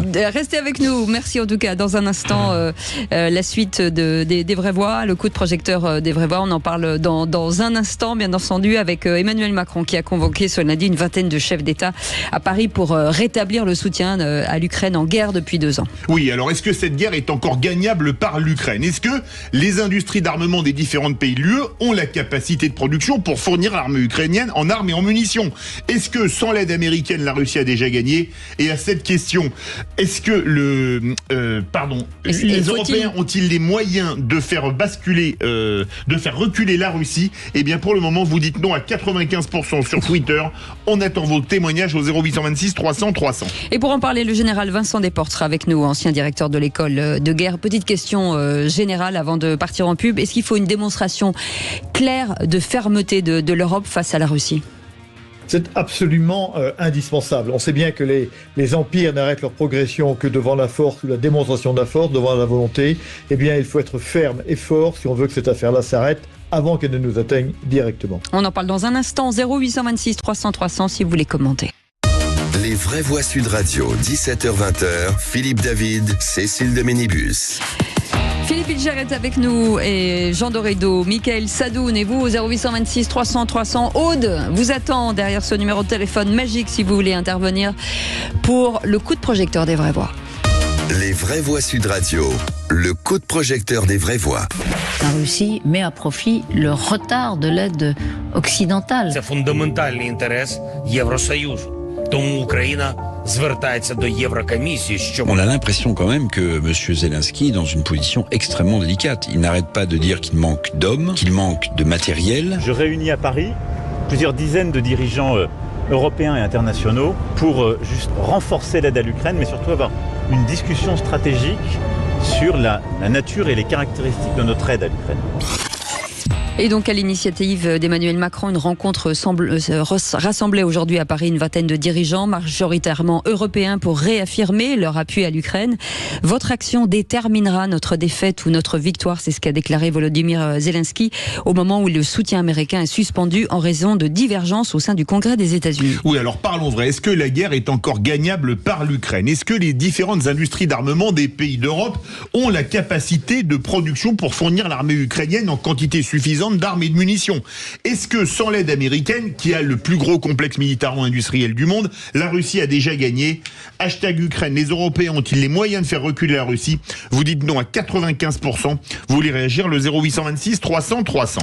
Et le général Vincent Desportes est avec nous, ancien directeur de l'école de guerre. On vous remercie d'avoir accepté notre invitation. Avant de revenir à vous, le tour de table avec nos vraies voix, Philippe Bilger. Dans la suite directe de ce qu'a dit le général Desportes, nous avons traité un peu le même sujet il y a quelques jours et je continue en tant qu'amateur et profane à m'interroger sur l'obligation morale et internationale, évidemment, de ne pas permettre à la Russie de gagner la guerre et en même temps sur le sentiment qu'on peut avoir que, en définitive, la Russie insensiblement, grâce aux moyens humains et matériels dont elle dispose, semble peu à peu l'emporter. Et je terminerai au fond, est-ce que l'aide qu'on apporte à l'Ukraine n'est pas gênée par le simple fait, mais redoutable, qu'en fait, si on allait au bout de notre aide, on dépasserait ce qu'on se permet et on ne serait pas loin de faciliter ou de favoriser une guerre mondiale? Jean Dorido, on continue le tour de table. Sur le sujet, c'est d'abord très très anxiogène la guerre. En plus, ce conflit qui devait durer 15 jours, d'après Vladimir Poutine, quand même s'éternise. Ça fait maintenant 2 ans que ça dure. Ça coûte, l'aide en tout cas, apportée par la France à l'Ukraine, coûte quand même un argent phénoménal, un pognon de dingue, comme dirait notre président, à nous tous, parce que ce sont les Français qui se cotisent pour payer tout ça. Et en termes de réel politique, sans faire du tout de sentiment, ça nous coûte très cher. J'aimerais savoir ce que ça nous rapporte. Allez. Mickaël Sadoun. D'abord, moi, je suis très content de retrouver Vincent Desportes, qui ne se souvient pas de moi, mais qui a été mon professeur de stratégie militaire appliquée à l'entreprise à HEC. Donc, je suis ravi de le retrouver sur ce plateau. Vous avez un avantage sur nous. Il a peut-être des dossiers sur vous, faites attention. Ensuite, concernant notre sujet, moi, c'est ce que je disais un petit peu la dernière fois quand on parlait aussi de l'Ukraine. Moi, je souhaite que l'Ukraine se rebiffe un petit peu et puisse ensuite se mettre autour de la table pour négocier une paix à peu près équilibré avec la Russie. Donc je souhaite qu'on continue de les aider jusqu'à ce qu'on arrive à ce point-là. Ceci dit, il faut bien reconnaître une chose, c'est évidemment le désengagement des États-Unis avec la perspective des élections qui arrivent et éventuellement l'élection de Trump qui n'a pas l'air très engagée dans cette bataille, et de l'autre côté des nations européennes qui sont dans des difficultés financières et économiques croissantes. C'est pas que la France, l'Allemagne aussi est en train de connaître une période économique pas très brillante pour elle, et je me demande même si on a encore la capacité économique et militaire d'apporter un soutien suffisant pour défaire la Russie, et c'est là que je me tourne évidemment vers notre intervenant du jour. Général, forcément vous avez 3 interlocuteurs différents avec quelques questions. Je crois que le problème fondamental, et la question a été posée, qu'est-ce qu'on a à y gagner, nous, à aider l'Ukraine? Eh bien, la réponse est simple, elle est fondamentale. Nous avons à y gagner notre liberté, notre façon de vivre et nos valeurs.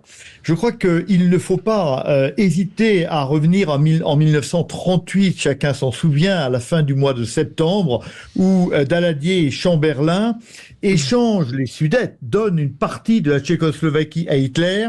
Hitler leur dit « Vous venez de gagner une paix de 1000 ans. » Et vous savez que cette paix durera moins d'une année, en fait. Je crois que si nous laissons faire le président Poutine, eh bien, nous allons, à terme, peut-être pas tout de suite, mais à terme, s'il arrive à prendre l'intégralité de l'Ukraine, ce qui aujourd'hui n'est pas impossible, vous avez raison de le dire, alors un jour, il ira plus loin. Il ira plus loin et nous n'aurons pas les États-Unis pour nous protéger et nous soutenir pour de nombreuses raisons, on l'a compris.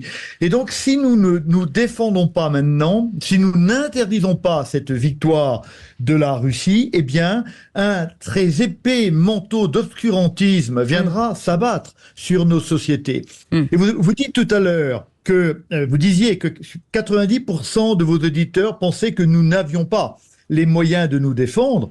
La question n'est pas... Là, je reprends les mots de Churchill au plus noir de la bataille d'Angleterre. Il dit « Le problème n'est pas de faire ce que nous pouvons, il faut faire ce qui est nécessaire. » Et là, il faut se rappeler cette phrase américaine que chacun connaît qui dit « Freedom is not free ».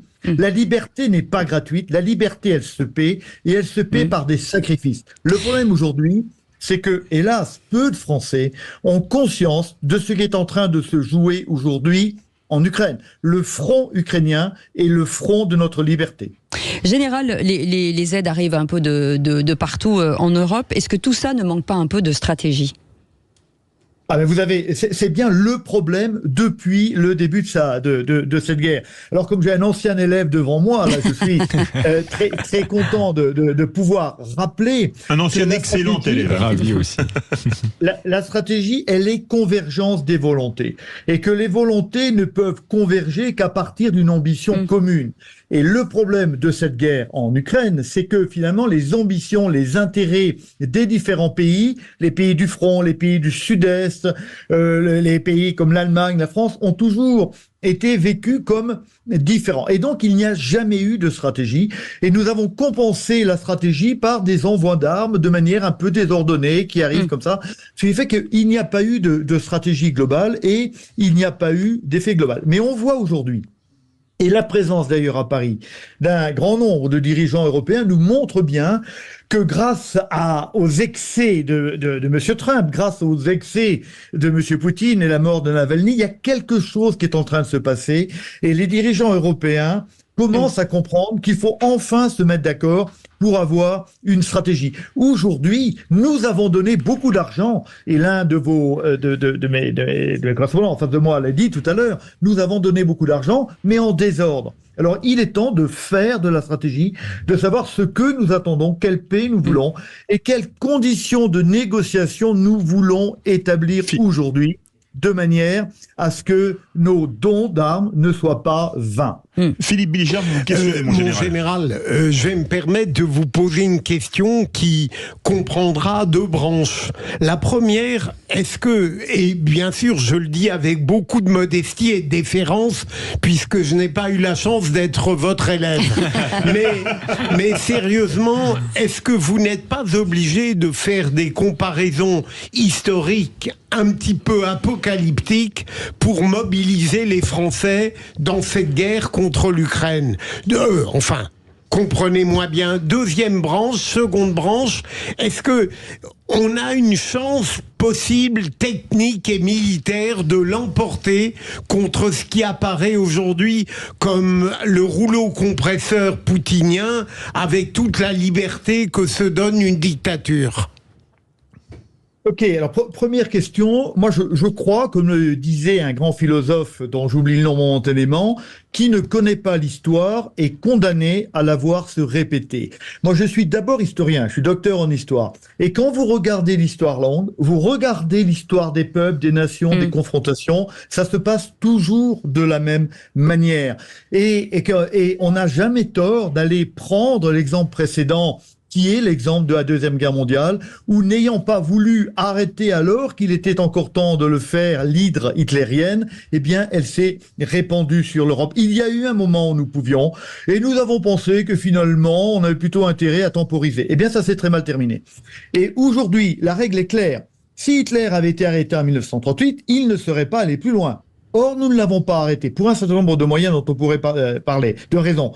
On ne l'a pas arrêté, mais il est allé beaucoup plus loin. Là, nous avons encore la capacité d'arrêter le projet poutinien d'expansion de la Russie. Eh bien, il faut le faire maintenant. Maintenant, avons-nous les moyens? Oui, nous les avons, à condition de faire de la stratégie et à savoir ce que nous voulons, et à organiser nos moyens dans le temps. Il s'agit d'abord d'empêcher toute percée de l'armée russe, et c'est possible. Il ne s'agit pas en même temps de contre-attaquer. Ça n'est pas possible. Mais il faut aujourd'hui arrêter toute percée pour que le front ne bouge pas. Et nous avons éventuellement un an pour reconstruire une force de manœuvre capable soit effectivement de s'engager vers la Russie, soit de faire suffisamment peur au président Poutine pour qu'il ait le sentiment que la négociation vaut mieux que la poursuite des combats. Vous savez, la guerre, ça sert à créer de nouvelles conditions politiques. Aujourd'hui, il faut créer des conditions politiques avec la menace et avec l'usage de la force pour que Poutine ait envie de négocier. Aujourd'hui, il n'a pas du tout envie. Il n'a pas du tout envie. Il n'a envie que de continuer parce qu'il se sent faible. Donc nous devons être forts pour changer les conditions et pour qu'une négociation puisse avoir lieu. Avant de partir au standard, ça veut dire, général, qu'il faut que nous devenions, Européens, co-belligérants? Alors, je n'ai pas dit ça. Je dis que, vous savez, la co-belligérance, madame, elle aurait pu être déclarée depuis tout le temps. Qui décide de la co-belligérance? Ça n'est pas nous, c'est M. Poutine. À un moment donné, il nous dit, écoutez, vous nous cassez les pieds, je tire une bombe nucléaire sur Paris, il tire une bombe nucléaire sur Paris. C'est extrême, là. Non, mais c'est lui qui déclare. Donc, nous, pour l'instant, et vous savez bien que la guerre, c'est comme ça. C'est un jeu, on avance. Jusqu'où ne doit-on pas aller trop loin? Pour l'instant, il n'est pas du tout question d'envoyer des soldats de l'OTAN combattre en Ukraine. Il est le temps de donner à l'Ukraine le moyen d'arrêter la percée russe, et ensuite, on verra. Ce qui est sûr, et ça n'est pas impossible, si les flots russes arrivent à Kiev cet été, eh bien, les conditions auront totalement changé et là, nous serons en véritable danger. Donc, le premier temps, c'est empêcher toute percée. Après, on verra. Le sujet fait réagir au 0826 300 300 en direction les Landes. Bonsoir, Gilles. Bonsoir à tous. Nous vous écoutons. Toutes, bien entendu. Bonsoir. Alors, écoutez, Mon général, j'ai beaucoup de respect pour les militaires, ayant été moi-même sous les drapeaux, mais là, je trouve que est-ce que j'ose vous dire ça? Je vais oser parce qu'on parle vrai sur Sud Radio. Vous me faites peur. Vraiment, vous me faites peur. Va-t'en. Eh bien, c'est normal. Vous êtes un va-t'en guerre, mon général. Vous me faites vraiment peur parce que qu'est-ce qu'on veut? On veut déclarer la guerre totale à la Russie et on veut que la Russie nous déclare la guerre totale. Parce que vous dites très justement, la guerre, c'est fait pour ensuite trouver des accords politiques. Mais est-ce qu'on peut pas trouver des accords politiques sans la guerre? Vous voyez, c'est quelque chose qui est comment dire ça? J'ai un peu de mal à m'exprimer. Mais on va faire répondre le général, si vous permettez, Gilles, bougez pas. Mais je crois, monsieur, que vous avez raison d'avoir peur.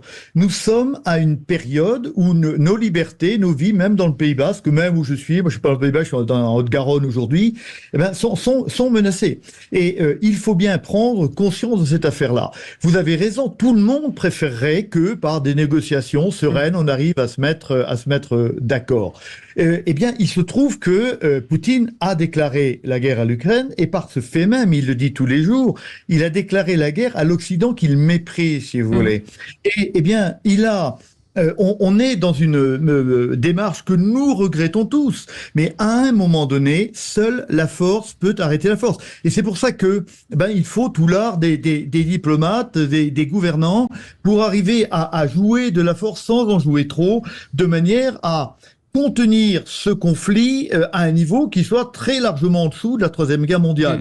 Mais ce qui est sûr, c'est que si nous ne faisons rien, nous y arriverons. Il faut agir au moment où il faut agir. Si vous êtes faible, vous entraînez le fort à vous attaquer. C'est exactement ce qui s'est passé il y a exactement 2 ans, quand M. Poutine, croyant l'Occident faible, croyant l'Ukraine faible et à portée de main, s'est lancé dans cette guerre. Jean Dorido. Alors d'abord, je ne suis pas dans la tête de M. Poutine, donc je ne sais pas ce qu'il pensait il y a 2 ans, et je mets au défi quiconque, même vous, général, notre invité, de savoir ce qui se passe dans la tête de M. Vladimir Poutine. Par ailleurs, c'est vrai que cette prophétie, effectivement très anxiogène, je vous écoute attentivement, général, expliquer que de toute façon, c'est nos libertés qui sont en jeu. C'est vrai je la trouve difficilement acceptable, difficilement audible, dans la mesure où je vous rejoins sur l'analyse de l'histoire. C'est vrai qu'il y a eu ces dernières années, bien après 1938, des procès d'intention qui ont été faits, notamment en Irak. Je me souviens encore entendre des généraux américains, tout aussi respectables que notre invité, expliquer que l'Irak de Saddam Hussein s'arme jusqu'aux dents avec des armes biologiques extrêmement dangereuses, et justifier justement une intervention militaire, une guerre sur le sol irakien, guerre que la France a refusé d'ailleurs de mener à l'époque où Villepin était aux affaires, et on s'est rendu compte a posteriori qu'il n'y avait pas d'armes de destruction massive. Donc c'est vrai que j'ai du mal, j'aimerais peut-être mieux comprendre, j'ai du mal à comprendre ce discours très anxiogène, cette prophétie qui relève, me semble-t-il, de ce que je comprends, du procès d'intention plus que de faits avérés. Général Desportes. Alors, écoutez, je veux bien regarder les dizaines de milliers de morts ukrainiens. Aujourd'hui, je parle des civils. Regardez les villes rasées, regardez Avdiivka, regardez Mariupol, regardez Bakhmout.